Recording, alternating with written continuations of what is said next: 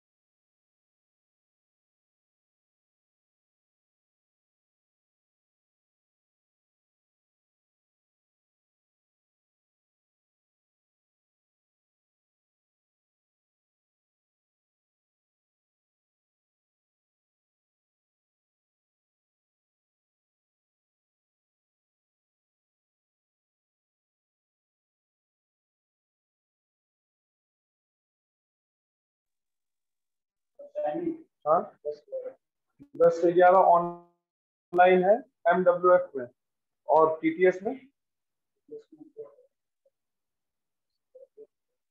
नहीं। तो TTS में ऑफलाइन क्लास है ना स्टडी का। ऑफलाइन है 2 से 1, 12 से 1 TTS में। ठीक,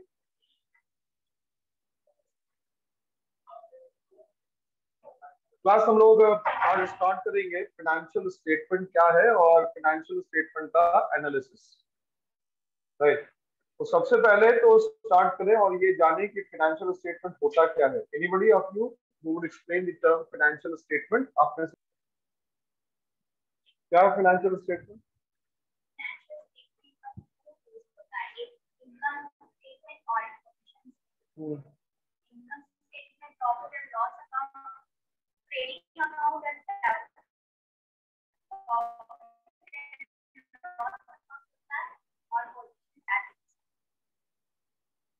क्या है पोजीशन स्टेटमेंट, सॉरी ये financial statement? Roll number 19।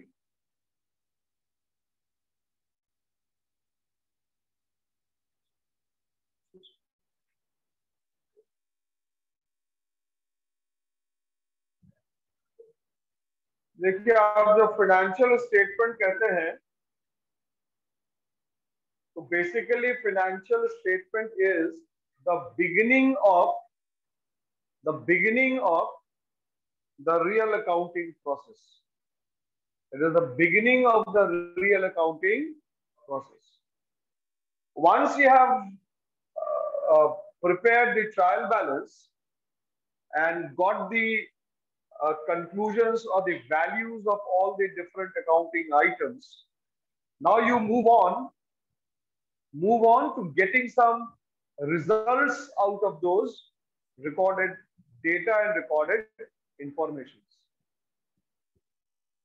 The thing is कि why do you record journal, why do you prepare ledger and what for trial balance? इन तीनों की जरूरत क्यों? तो इन तीनों की जरूरत इसलिए क्योंकि इन तीनों के सहारे हम लोग बिजनेस के परफॉर्मेंस को असेस करने की बात करते हैं, तीनों के साथ। ठीक है, आप ट्रायल बैलेंस जो बनाते हैं, ट्रायल बैलेंस बनाने का पर्पस क्या है? ट्रायल बैलेंस बनाने का पर्पस क्या है? क्यों बनाते हैं आप ट्रायल बैलेंस? और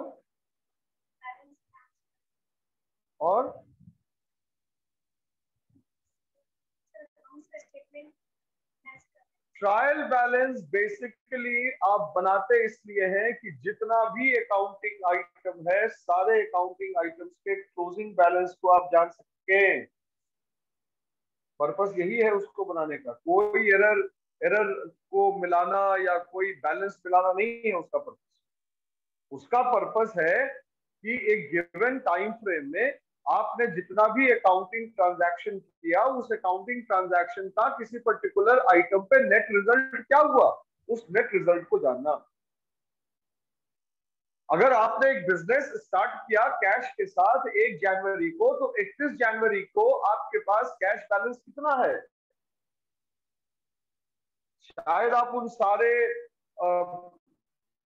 जर्नल एंट्रीज को देख के, लेजर को बना के आप ये नहीं बता पाइएगा कि आपके पास actual cash balance in hand last day of the books of accounts क्या है. You won't be able to answer this.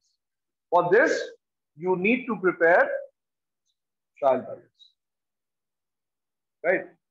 तो अब ये जो आपने ट्रायल बैलेंस बनाया और जिसका पर्पस बड़ा स्पेसिफिक है कि क्लोजिंग बैलेंस को फाइंड आउट करना, तो आखिर क्लोजिंग बैलेंस से हम और आप क्या जानने की कोशिश करेंगे? क्लोजिंग बैलेंस से हम और आप क्या जानने की कोशिश करेंगे?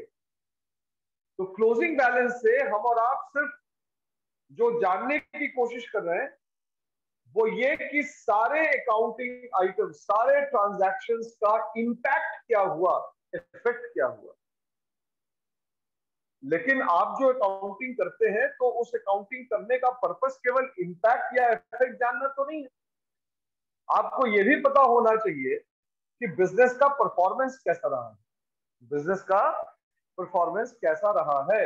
आपको यह भी पता होना चाहिए कि बिजनेस प्रॉफिट में है, लॉस में है. उसके पास एक पर्टिकुलर डे को, एक पर्टिकुलर पॉइंट ऑफ टाइम पे क्या एसेट्स स्टैंड कर रहा है, क्या क्या लायबिलिटी स्टैंड कर रही है, ये उसको पता होना चाहिए. क्यों? क्योंकि इन सारे इंफॉर्मेशन के बेसिस पे कोई भी बिजनेस अपने ग्रोथ, एक्सपेंशन या परफॉर्मेंस चेक करने के ऊपर काम कर सकता है, वरना वो काम नहीं कर सकता. राइट? क्योंकि अकाउंटिंग करने का रीजन क्या है, अकाउंटिंग करने का पर्पस क्या है? अकाउंटिंग करने का पर्पस बहुत बहुत क्लियर है कि मैं अपने बिजनेस के परफॉर्मेंस को असेस करता हूं. इसके लिए मुझे क्या चाहिए होगा? इसके लिए मुझे चाहिए होगा एक स्टेटमेंट जो मेरे फाइनेंशियल परफॉर्मेंस को डिस्क्लोज करे, रिवील करे. राइट? तो वो स्टेटमेंट को हम लोग फाइनेंशियल स्टेटमेंट कहते हैं. क्या कहते हैं? Financial statement. ये फाइनेंशियल स्टेटमेंट बनता कहां से है? इसके लिए इंफॉर्मेशन कहां से आएगा? इसके लिए इंफॉर्मेशन आएगा, कहां से आएगा? कहां से आएगा? बुक कीपिंग से आएगा. कहां से आएगा? बुक कीपिंग से, या जिसको आप जर्नल, लेजर और ट्रायल बैलेंस कह सकते हैं बहुत संक्षेप. वहां से आपको इंफॉर्मेशन मिले. जैसा बताया गया कि फाइनेंशियल स्टेटमेंट जो है वो दो हिस्सों में बटा हुआ है, इनकम स्टेटमेंट और पोजीशन स्टेटमेंट. तो इनकम स्टेटमेंट क्या है, पोजीशन स्टेटमेंट क्या है, इसके ऊपर थोड़ा हम लोग बात करें. मैंने पहले भी बताया इनकम स्टेटमेंट, पोजीशन स्टेटमेंट. अभी फिर से सुन लीजिए एक बार, इनकम स्टेटमेंट क्या है. नाम से क्लियर है, एक ऐसा स्टेटमेंट जो किसी भी बिजनेस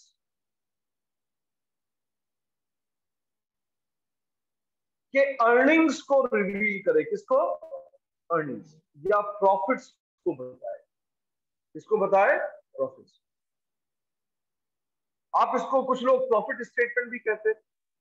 इनकम इसलिए नाम पड़ा क्योंकि इसमें हम लोग अलग अलग सोर्सेस से जो भी इनकम होता है उसको रिकॉर्ड करते हैं. Profit is basically confined to business. Profit is basically confined to business. लेकिन इनकम जो वर्ड है वो थोड़ा ब्रॉडर पर्सपेक्टिव में आप यूज करते हैं.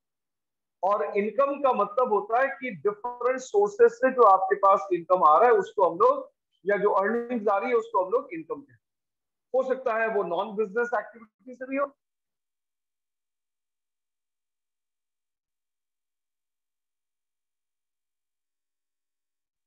तो ये जो इनकम स्टेटमेंट है और पोजीशन स्टेटमेंट, इसको थोड़ा और हम लोग कैटेगोरिक होकर पढ़े तो इनकम स्टेटमेंट के बारे में कहा गया कि ये इसमें जितना भी आइटम्स दिखा जाता है सब फ्लो कॉन्सेप्ट. सब कौन सा कॉन्सेप्ट है? फ्लो. फ्लो कॉन्सेप्ट कहने का मतलब क्या हुआ?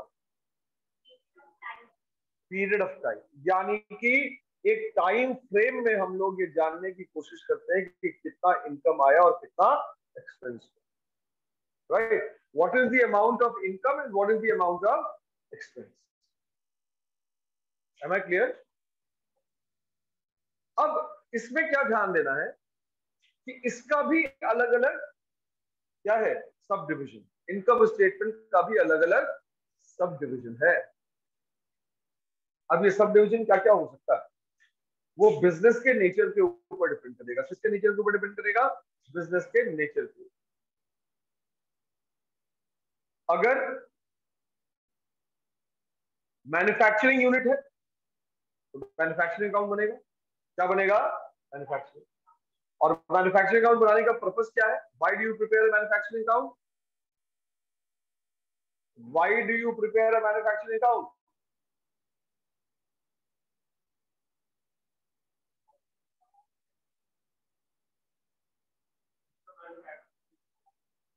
क्या बोल रहे हो?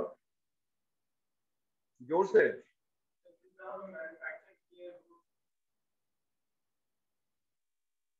क्या? The idea is to know the cost of production, cost of manufacturing. Manufacturing account बनाने का पर्पस क्या है? कॉस्ट ऑफ प्रोडक्शन या कॉस्ट ऑफ मैन्युफैक्चर जाना। ठीक है। अब जो मैन्युफैक्चरिंग कंसर्न होगा वो स्वाभाविक है कि ट्रेडिंग कंसर्न भी होगा, वो माल बेचेगा भी, तो उसको ट्रेडिंग अकाउंट भी बनाना पड़ेगा, वो पीएल अकाउंट भी बनाएगा, और profit and loss appropriation account बनाएगा। क्या बनाएगा? Profit and loss appropriation account.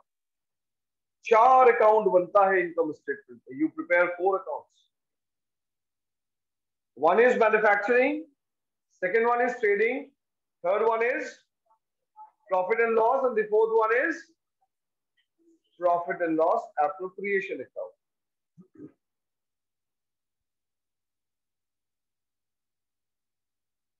The reason for preparing manufacturing account I have mentioned is what? Is calculating the cost of production. Trading account बनाने का purpose क्या है? ग्रॉस प्रॉफिट ग्रॉस लॉस को जानना। और क्या? प्रॉफिट लॉस अकाउंट बनाने का पर्पस क्या है? नेट प्रॉफिट नेट लॉस जानना। और profit and loss appropriation account क्यों बनाते हैं? एनीबॉडी?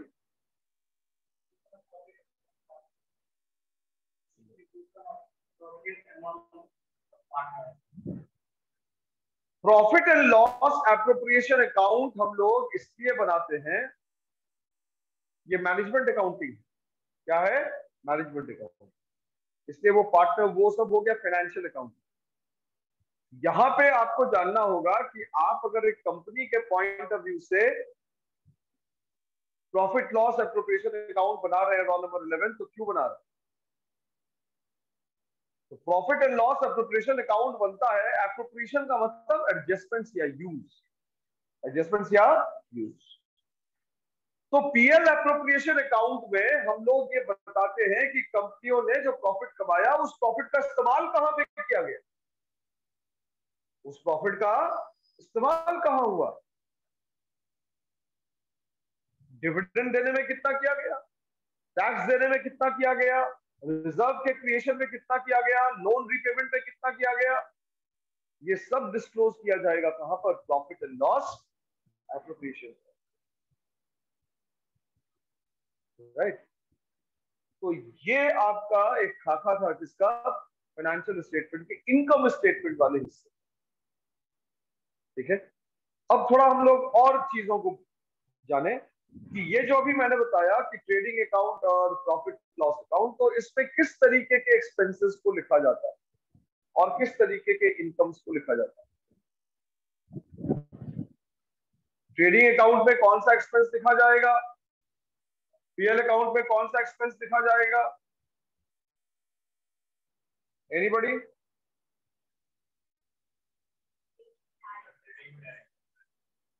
डायरेक्ट एक्सपेंसेस का मतलब?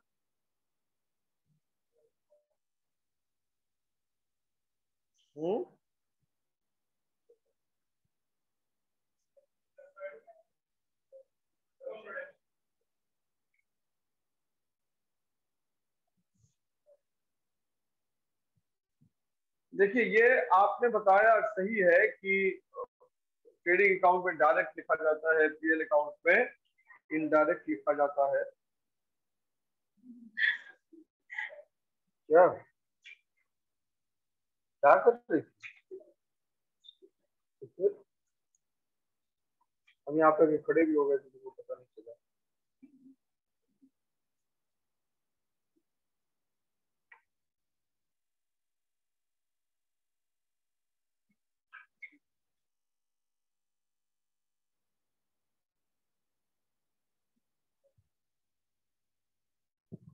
तो हम लोग बात कर रहे थे कि ये जो डायरेक्ट और इनडायरेक्ट, क्या है डायरेक्ट और इनडायरेक्ट? देखो तुम लोग सिर्फ जान लेते हो उसको, मतलब थोड़ा सा उसके ऊपर, हाँ, वो काम नहीं करते, तो ऐसे पढ़ाई नहीं होता।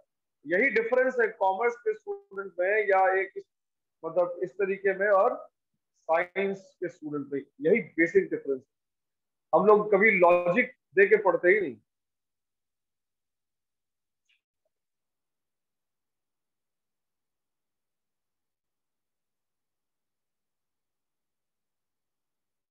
क्या है डायरेक्ट एक्सपेंस? डायरेक्ट एक्सपेंस वैसा एक्सपेंस है जिसको हम लोग अपने डे टू डे ऑपरेशन से एसोसिएट कर सकते हैं, आइडेंटिफाई कर सकते हैं, right? You can identify it, and direct expenses basically constitute a major portion of your cost of production. For example,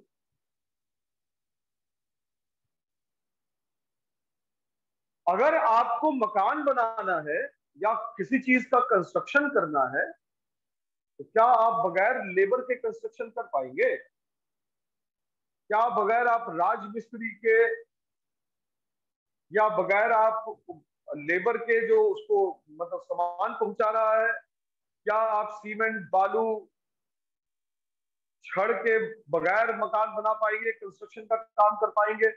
the obvious answer is, तो डायरेक्ट का मतलब हुआ जिसको आप डे टू डे ऑपरेशन से डायरेक्टली एसोसिएट कर सके, जिसके बगैर आपका काम ना हो, जो आपके टोटल एक्सपेंसेस का एक मेजर हिस्सा हो, उसको हम लोग कहते हैं डायरेक्ट एक्सपेंसेस। क्या कहते हैं? Direct expenses. और इनडायरेक्ट क्या हुआ? इनडायरेक्ट ये हुआ कि जिसको कि आप किसी पर्टिकुलर एक्टिविटी से, किसी पर्टिकुलर प्रोडक्शन आइटम से जोड़ नहीं सकते, जोड़ने में बहुत मुश्किल होगी, आइडेंटिफाइबिलिटी का क्वेश्चन मार्क है वहां पर, तो आपको अपोर्शन करना पड़ेगा। क्या करना पड़ेगा? अपोर्शनमेंट करना पड़ेगा, मतलब उसको उसका जो कंट्रीब्यूशन है जहां जहां पे यूज हो रहा है उसके प्रोपोर्शन में बांटना पड़ेगा। आप डायरेक्टली एसोसिएट नहीं कर सकते।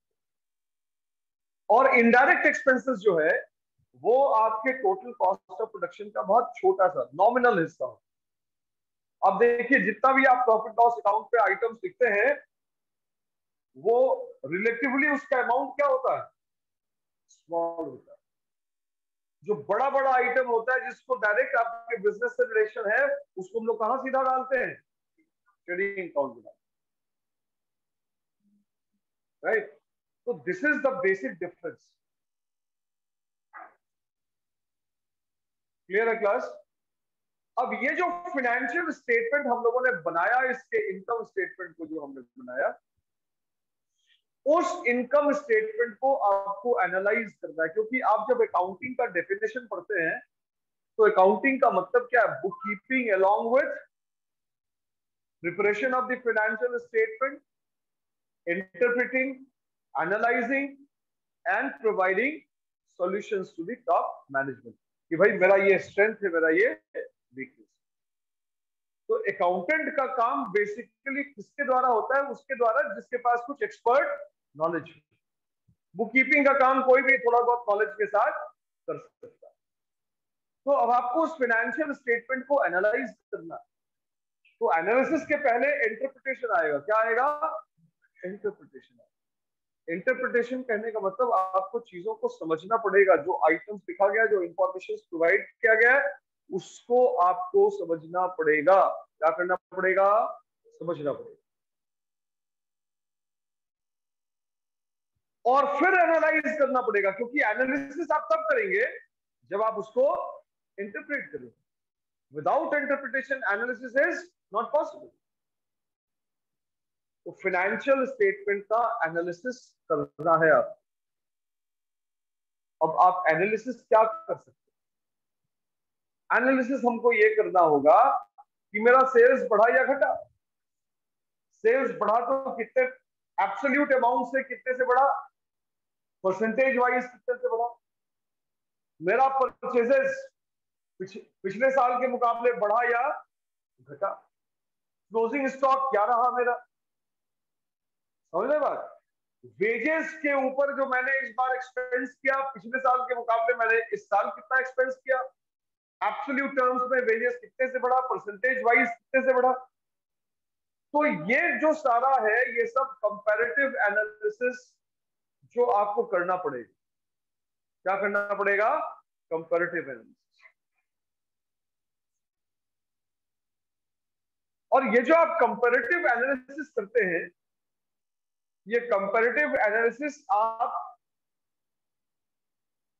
अपने बिजनेस के डिफरेंट टाइम फ्रेम के साथ कर सकते हैं, और ये कंपैरेटिव एनालिसिस आप दूसरे बिजनेसेस के डेटा से भी कर सकते हैं। लेकिन हम लोगों को जो पढ़ना है वो ये कि हम अपने फर्म के, अपने खुद के बिजनेस के जो प्रीवियस टाइम था, उस टाइम के हिसाब से हमारे पास डेटा का कंपैरिजन, फाइनेंशियल स्टेटमेंट से रिलेटेड इंफॉर्मेशन का कंपैरिजन, ये हम लोगों को पढ़ना। क्लियर है क्लास? ये सुनो, अब हम लोग आगे बढ़ते हैं। ये जो फाइनेंशियल स्टेटमेंट का जो सेकंड हाफ है, नीचे वाला हिस्सा जिसको आप position statement, right. Position statement में आप क्या लिखते हैं? What do you right in the position statement? अभी आप देखिए, एक बहुत छोटा सा एग्जांपल मैं आपसे शेयर करूं। पता नहीं आप, मैंने प्रीवियस क्लास में से बात किया था कि नहीं किया था, कि एचडीएफसी बैंक और एचडीएफसी लिमिटेड का मर्जर होगा। पता है आप लोगों को?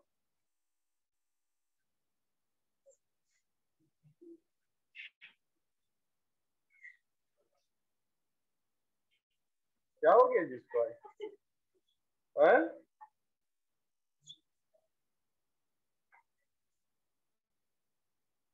एचडीएफसी बैंक और एचडीएफसी लिमिटेड का क्या हो रहा है? मर्जर हो रहा है। और भारत की सबसे बड़ी एंटिटी बनने जा रही है मर्जर के बाद। बैलेंस शीट उसका बहुत ह्यूज बैलेंस शीट हो जाएगा, बहुत बड़ा बैलेंस शीट। आप सोचिए, एचडीएफसी बैंक, एचडीएफसी लिमिटेड, ये दोनों कंपनियां अगर आपस में मिल जाएं तो बैलेंस शीट का साइज क्या हो? समझ रहे हैं?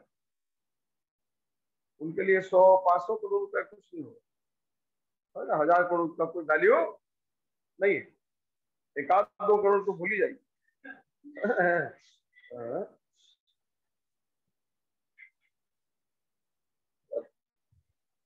तो कहने का मतलब ये कि बैलेंस शीट जो है वो आपके फाइनेंशियल स्ट्रेंथ को शो करता है। किसको शो करता है? फाइनेंशियल स्ट्रेंथ को शो। जब आपके पास एसेट्स बढ़े, क्या बढ़े? एसेट्स, तो बैलेंस शीट एक्सपैंड करे। क्या करेगा? Balance sheet expand. जब लायबिलिटी बढ़े, लायबिलिटी बढ़े तो भी बैलेंस शीट एक्सपैंड कर सकता है, लेकिन जरूरत से ज्यादा लायबिलिटी बढ़ना, लिवरेज बैलेंस शीट होना, ये सही नहीं है। तो ये जो अभी मैंने आपको बताया, ये आपके मन में ख्याल आएगा कि सर ये तो फाइनेंशियल स्टेटमेंट से बताते बताते कहां चले गए। मैं इसलिए उस ओर आपका ध्यान ले गया कि बैलेंस शीट कितना इंपॉर्टेंट है एनालिटिकल पॉइंट ऑफ व्यू से। आप उस एक बैलेंस शीट को देख के न जाने क्या क्या एनालाइज कर सकते हैं। यू कैन, मतलब, evaluate each and every aspect of the business, each and every aspect.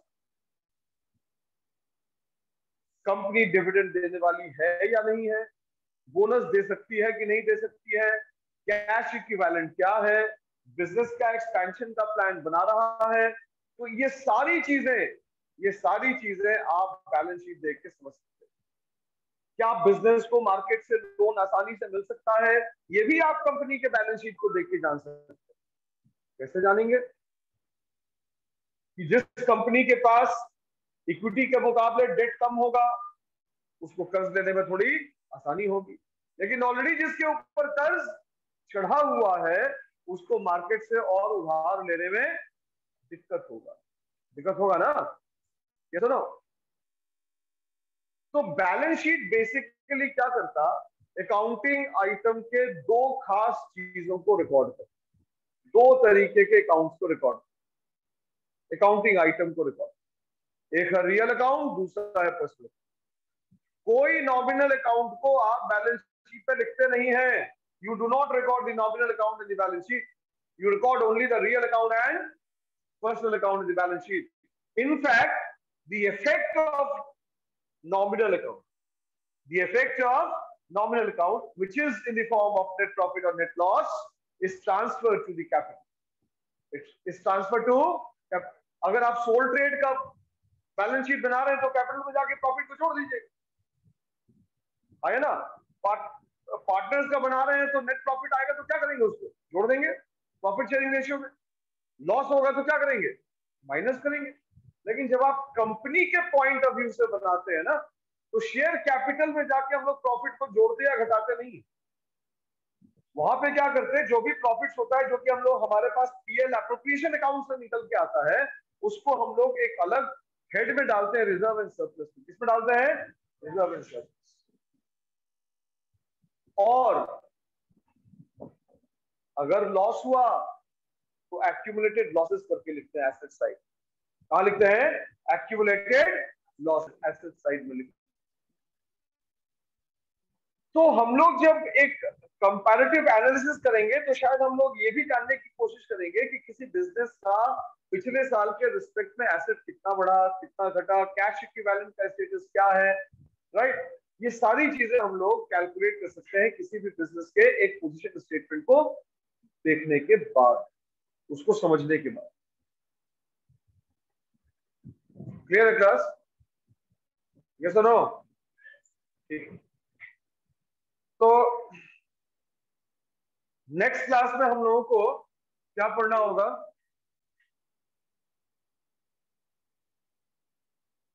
Types of financial analysis. क्या पढ़ना है, टाइप्स ऑफ फाइनेंशियल एनालिसिस। कुछ पूछना है तुम लोग को तो बताओ, एक क्वेश्चन का आंसर दे दो कि ऑपरेटिंग एक्सपेंस और नॉन ऑपरेटिंग एक्सपेंस में क्या डिफरेंस है, और कोई एग्जांपल से अगर मुझे बता पाए।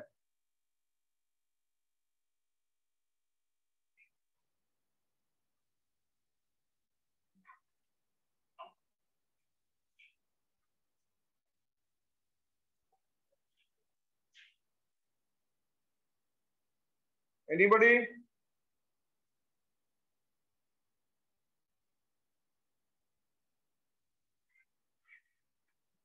कोई नहीं बताएगा क्या?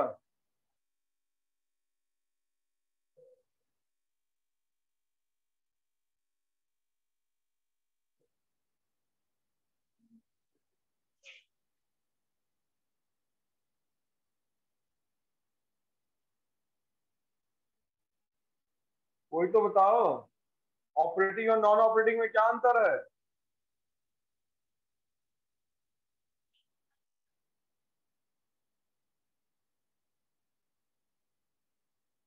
बहुत समस्या है।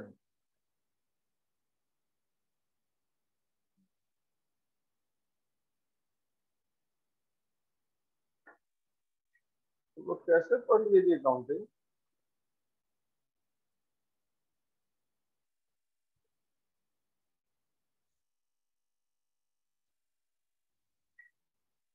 Page roll number 27।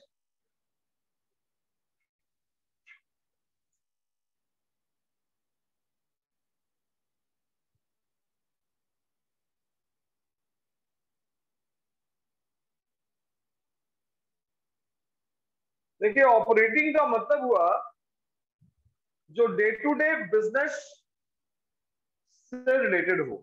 Non operating का मतलब जो बिजनेस के डे टू डे एक्टिविटी से रिलेटेड ना हो। अब ये ऑपरेटिंग क्या है और नॉन ऑपरेटिंग क्या है, ये डिपेंड करेगा बिजनेस के नेचर के ऊपर। जैसे आपने डीएलएफ का नाम सुना होगा, have you heard the name of DLF? भी नहीं सुना। गोदरेज प्रॉपर्टी का नाम सुना? ओबेरॉय रियलिटी का नाम सुना? ये सब क्या है? रियल एस्टेट कंपनी है जिसका काम है जमीन खरीदना, कंस्ट्रक्शन करना, बेचना। समझना बात? तो अगर ये सारी कंपनियां जमीन खरीदे, कंस्ट्रक्शन करें और उसको बेचें, बेचने से जो लाभ हो रहा है वो नॉन ऑपरेटिंग हुआ या ऑपरेटिंग हुआ? ऑपरेटिंग हुआ, क्योंकि कंपनी ही उसी की है। समझ गए? धंधा ही उसी का करती। अगर ये कंपनियां किसी दूसरी कंपनी के जाके शेयर को खरीद लेती है और उसको 2 साल के बाद जाके बेचती है, तो क्या हो गया? प्रॉफिट तो हुआ। कौन सा प्रॉफिट हुआ? क्यों? क्योंकि इसका काम शेयर खरीदना बेचना नहीं है। तो ऑपरेटिंग का मतलब जो डे टू डे बिजनेस से रिलेटेड हो उसको आप कहते हैं ऑपरेटिंग। नॉन ऑपरेटिंग का मतलब जो बिजनेस के डे टू डे ऑपरेशन से उसका कोई रिलेशन ना। क्लियर एकदम?